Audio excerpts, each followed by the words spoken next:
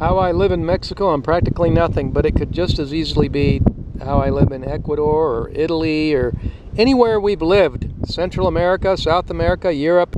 We've been nomadic around Europe for $1,400 a month, Angie and I.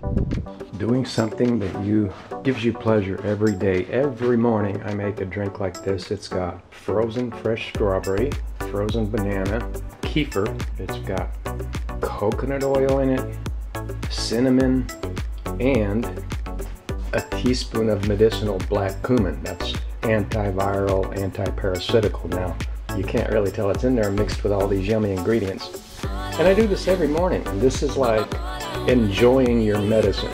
Very medicinal, very, counter endemic area situation, and yet you're getting like a natural milkshake every morning. So I'm just straining the kefir grains here.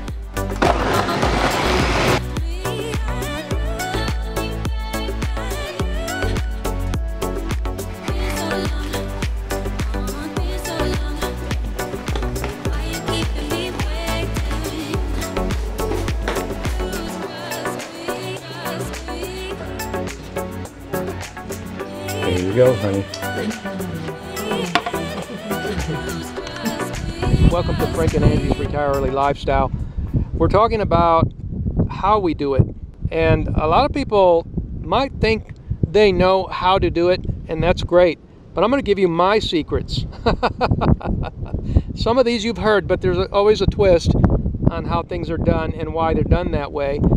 And the end result is that you'll be able to live just about anywhere, and this includes the USA. I've made statements saying that our food bill is just about the same whether we're in USA or Ecuador or Panama or Italy or Bulgaria. You know, a person shouldn't have to feel like I have to go to this spot on the map in order to live on, practically nothing or whatever the figure is, a modest figure or what have you. You shouldn't have to do that. And so I'm going to give you the ways that we do it, no matter where we are. Number one, of course, you've heard it said, the most expensive things in life are your rent, your transportation, and then your food. So your food's your third, so we won't start with that. And so with your rent, the main thing about rents is how much competition is there for housing. And in a lot of places abroad, there's a lot of competition, but it's very specific spot or location. And so, especially when you get abroad, but even in USA, all you have to do is get away from that little spot. You might think that all of Ecuador is expensive or all of Mexico is expensive because the rents have reached a certain level, but the reality is a lot of times all you have to do is just go, well, in the case of being abroad, is just maybe several blocks or a few blocks away from where everybody congregates. A lot of times that in and of itself will get you a better rate. The other way to do it is, depending on where you're at, I mean, if you're going abroad, being in our membership area is going to give you all the ins and outs on how to actually be successful at doing this that, we can't cover in just one video. And so, but that's the premise. I know that when we first went to Salinas, Ecuador, there was that Malecon beachfront area that was always just the prices went only one way, and that's up, up, up. But, we just went back a little ways and we were good. We had a $300 3-bedroom, 2-bath house that was pretty amazing for $300. It took some effort to find it, but we did find it. But that's just because the town itself of Salinas is really tiny. So in USA, there are other ways to do it too, but it's the same principle. So if you look at the areas where there's a lot of jobs, of course, the demand for housing is high. And, you've got a lot of, nowadays, actually it's been happening for a few decades, equity retirees, people where they're from high cost of living areas that their real estate price has gone way up, and they sell it and they go somewhere where it's cheaper and they buy a lot more housing. So if you know what areas people are doing this at, where people are going to do it, and try to stay out, like in Texas, around the Austin area, there's an awful lot of Californians moving into the surroundings of Austin, and that whole area has just, it's out in the country, because it's not in the city, but the prices are just like being in the city. So, you know, if you just get away from those areas, and that'll take care of your housing. There's other ways to do it, but we won't go into it in this video. Things like buying a fixer-upper or what have you. We won't talk about that in this video.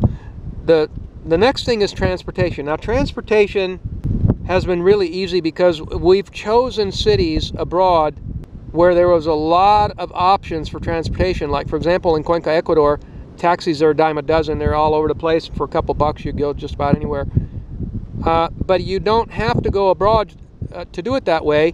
I had friends that was 70 years old, and he lived in a small town in the Midwest that was pretty much a grid, and so really easy to just walk around, and everything was right there. We literally walked around, and you could walk to Taco Bell, and you could walk to the grocery store.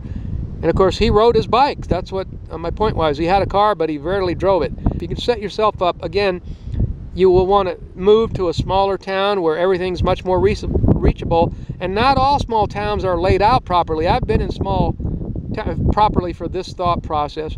I've been in small towns where it's just a lot of long winding roads that don't lend themselves to riding a bike. And so not all small towns are equal when it comes to this idea. So you'd have to investigate. So, you know, you can move abroad to a place where the transportation has a lot of options. And, you know, we did all of the above. We took taxis, we took buses, and I thought about getting a bicycle, but it is kind of dangerous in some of these foreign cities. But in America, you could, in the right city, you could do a bicycle, you could do walking, and you can share rides. Nowadays, they have an app where you can share rides. Be very careful, though. Anytime you share with strangers, always get to know people. So, but they do have that, and that's a really interesting idea to be able to share rides. There are areas, even in places like Florida, where you could go to a small town and then share rides and ride a bicycle and this kind of thing. The idea behind the transportation and a lot of other costs is that 0 plus 0 equals 0.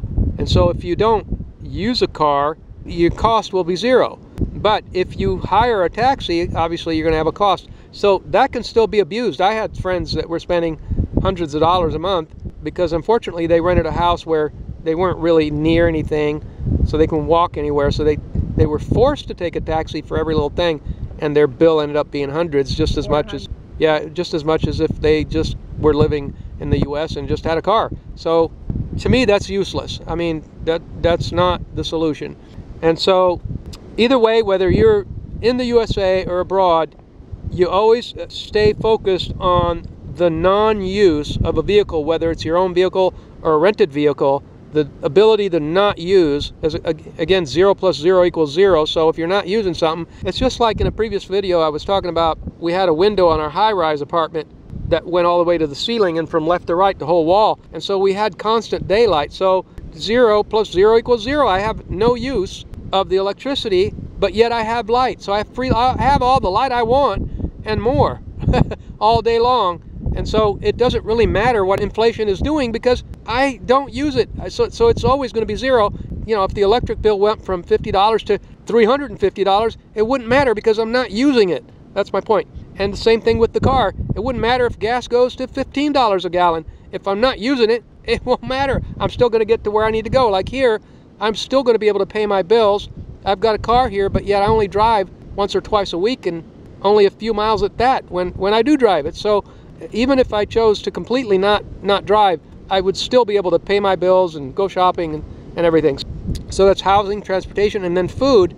It's a two-sided principle, and a lot of times get this right where they'll say, well, buy what's in season, but there's more to it than that. You want to buy what's in season, but it has to be locally produced. Like in Ecuador, you could buy what's in season at the store, but they had a lot of stuff that was in season, but it was from Peru, and you were in Ecuador, so it was more expensive.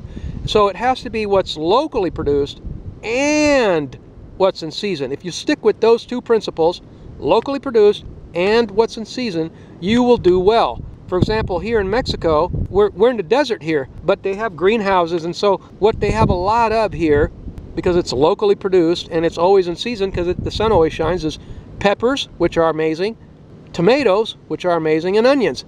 There's no end to the peppers, tomatoes, and onions. But if you try to get avocados, because they don't grow here, the price on avocados here has gone through the roof compared to Latin American prices. I mean, they have almost tripled compared to what the prices we were paying in Ecuador, and other foodstuffs that aren't locally produced. That's the idea.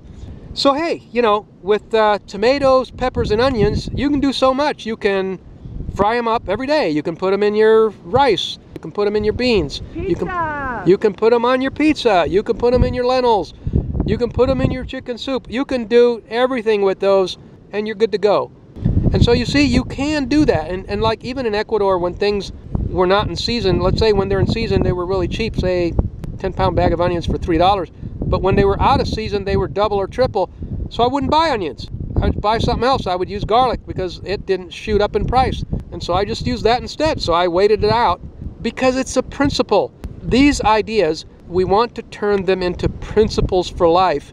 And that's the way that we have the least amount of disruptions when things hit the fan, like what inflation is doing in America and abroad. When we keep these principles in mind, then we're not sidetracked and things don't hit the fan for us as much, and therefore we're able to keep the lifestyle that we want to keep. Okay. So to sum it up, we're 4 people and our rent is the highest it's ever been because we happen to be in a very expat-y, touristy area. But still, for 4 people, it's $700. Our utilities are about $150. Our food's about $500. Miscellaneous, we're at about maybe $1,500, which is the highest it's been because we made a video, you know, how we live on $1,000 a month as a family of 5 in Cuenca, Ecuador. But yet, even at $1,500, it's $400 each. So if it's just the 2 of you, it would break down to $400 each, would be $800, because you could get a smaller place with not so many bedrooms, that kind of thing. And so, but you know, you would keep these principles in mind. You would still be able to live wherever you want. So you would stay true to the principles anyway, even though perhaps the rent, maybe you move somewhere where something is a little bit out of line, like here, the rent, and yet because we are still able to manage our transportation expenses the way I just outlined, and our food expenses, then we're still able to make it work for people within a certain range. I just saw a video about a guy saying how I live on $1,800 in Thailand, and I thought to myself, what, you and your significant other or whatever are living on $800? How is that significant? You know, 2 people living in a place like Thailand on $1,800. I don't know what that sounds like to somebody that lives in a high cost of living area in the USA. Probably sounds real cheap. But I'm telling you right now, with these principles, you'll be able to do way better than that and be able to do it wherever you want. And you don't have to go to Thailand, or you can go wherever you want. You don't have to go anywhere where somebody is telling you that you can live this way for this much over here. You could go wherever you want, and with these principles in your back pocket, you'll be able to do it your way wherever you want. All right, I hope you got something valuable out of that. Thanks for coming to the video. Have a wonderful day.